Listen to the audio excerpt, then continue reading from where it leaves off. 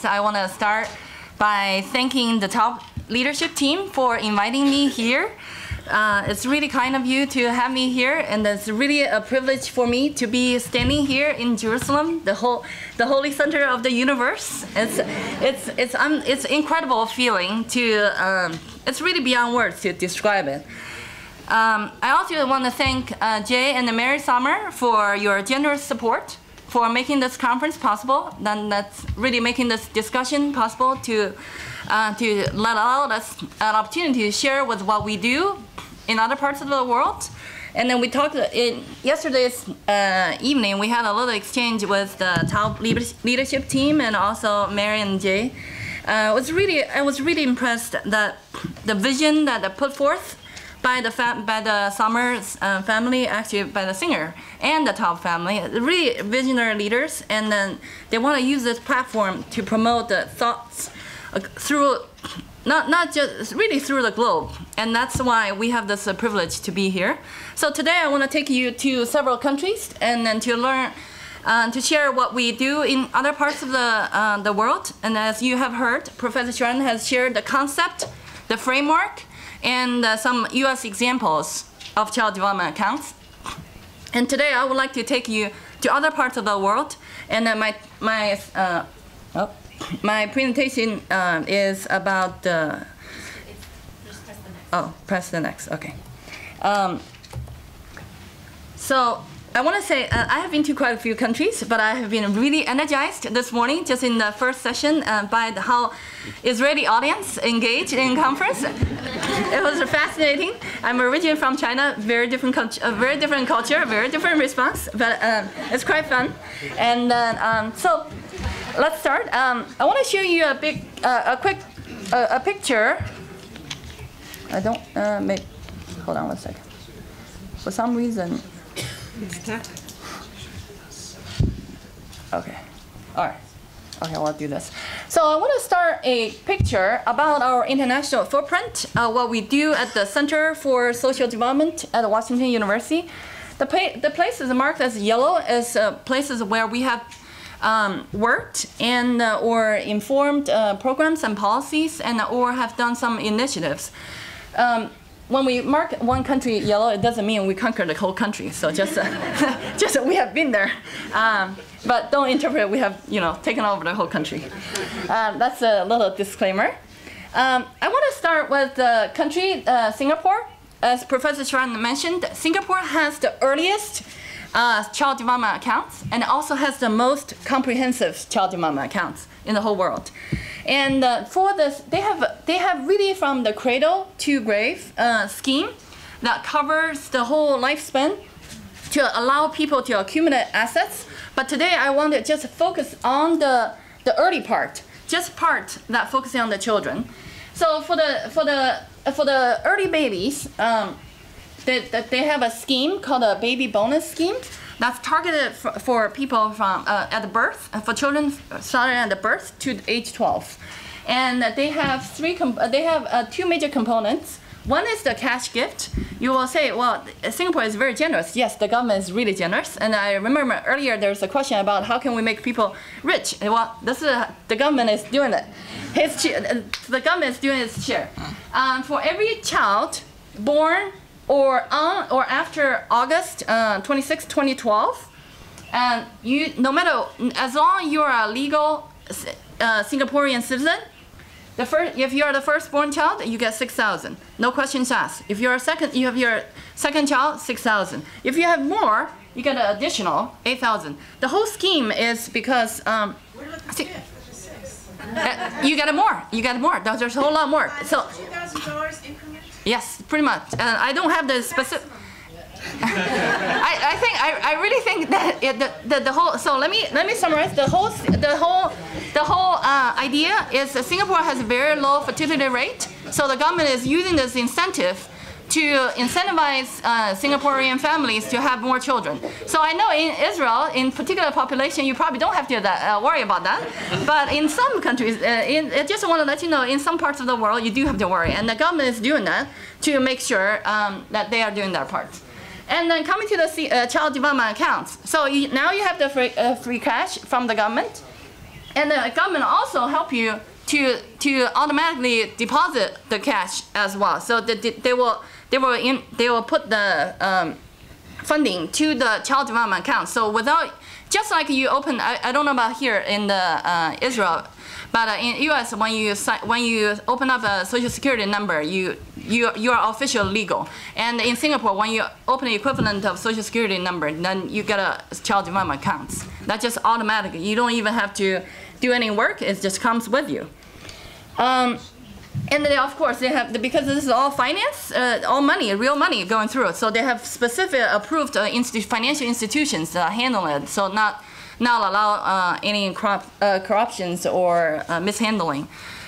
In UK, I know we have limited time, so I want to show you a few examples. In UK, as Professor John mentioned, there's very beginning they had a savings gateway. It's a match savings account for adults, but then the government in 2005, the Blair government initiated the Child Trust Fund. It was the first universal and a progressive asset building policy, and then due to, as you know, in 2010, when the Cameron administration took over, so the policy stopped in January 2011. However, this policy, while it lasted, it had a really tremendous impact in several parts of the world, which I will share. But while it was working, in those 5 years, for every UK-born baby, the government gave £250 voucher. So just like the Singapore version, is you get it once the baby is born. Once you get it registered, the voucher is there. You don't have to do additional work. And the progressive part is the additional £250 for the low-income children. And then those funds are held in trust until age 18. Defined? I'm sorry. Low income, how is it defined? Oh, how is it defined? I will save your question then for Professor Chan to answer that, because he has been intimately involved in advising it. And then the savings in the deposit, it will be unrestricted, so that you can use it once you reach age 18. And then this was specifically targeted for children eligible for children born and after September 1st, 2002. Moving quickly back to Asia, South Korea. And as Professor Chan mentioned, he was in South Korea last week. And South Korea has done quite amazing things over the past 10 years. We started advising the government back in 2006-ish, and over the past 10 years, a tremendous progress. Started out as the equivalent adult version called the individual development account in Seoul, but the name in physical translation is Hope Development Account. So that's for the adults. And when they have this implementation included, they won this the Seoul model won the 2010 UN Public Service Award. At that time, the Seoul mayor, Mayor So, he called this, it's the model called the Seoul Welfare Model. And he also started the Child Development Account initiative in the city of Seoul. So in terms of child development accounts in Seoul, there are two versions. There's one that's carried out by the national government. It's the equivalent of the Israeli government. There's another one carried out by the capital city, Seoul. It's the equivalent of Jerusalem, city of Jerusalem. So for the central government version, they launched it in 2007. And this is for helping the at-risk children aged 0 to 17 to help them really become self-sufficient. And they expanded this program, in 2012 to include the children in the poor household. And they also match with the savings. The savings, you can save up to 30,000 won. That's equivalent of $30. That's just depends on the exchange rate, but to put it simple, it's about $30. And then in Seoul, because the national government had this initiative, Seoul City immediately had their own versions in 2012. and pretty much is similar to the model that the national government.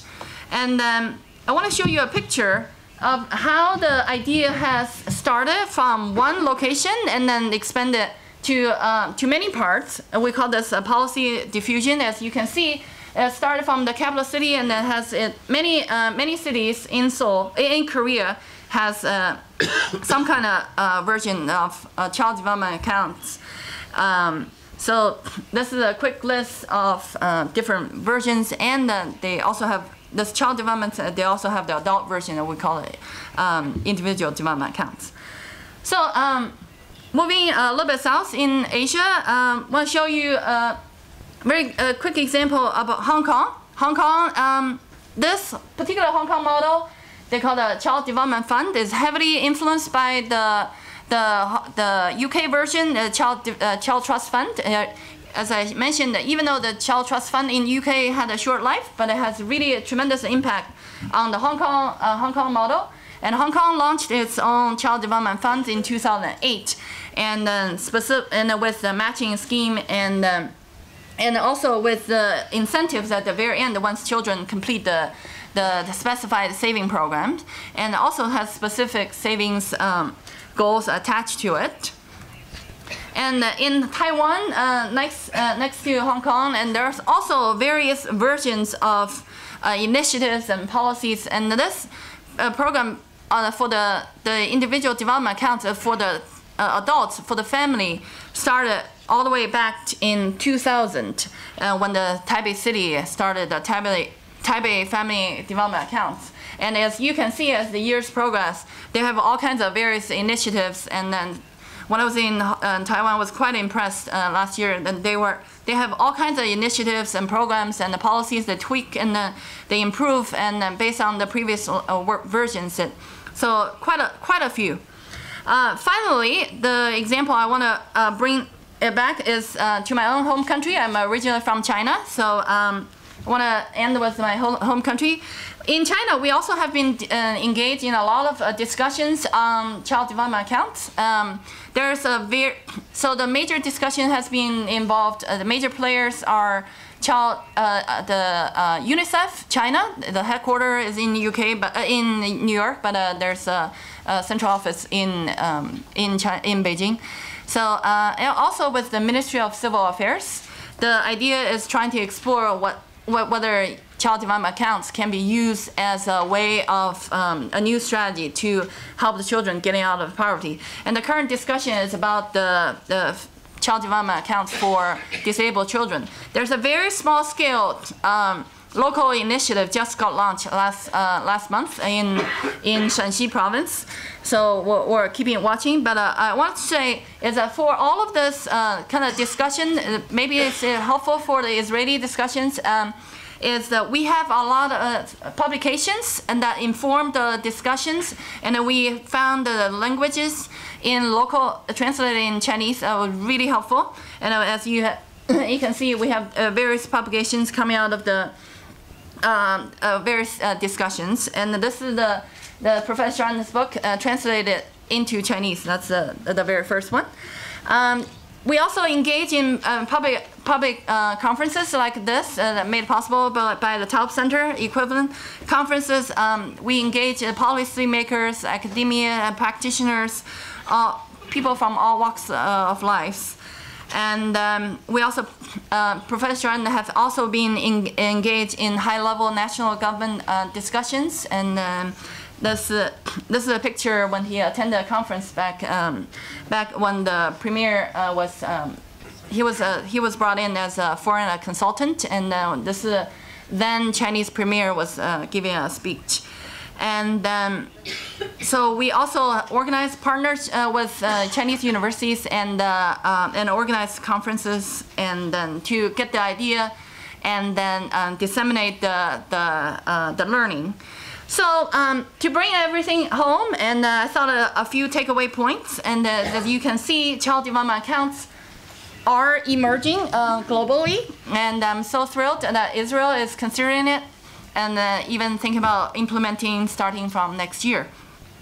And as you can see, there's when the social policy is considered as a vehicle, there's a great large potential to benefit large population, no matter what the background. I know there's a lot of discussions about particular populations, and as you can see, there's since there's quite a lot of studies are out there, and the programs and policies are out there. There's a really growing body of international research on this specific topic, and then to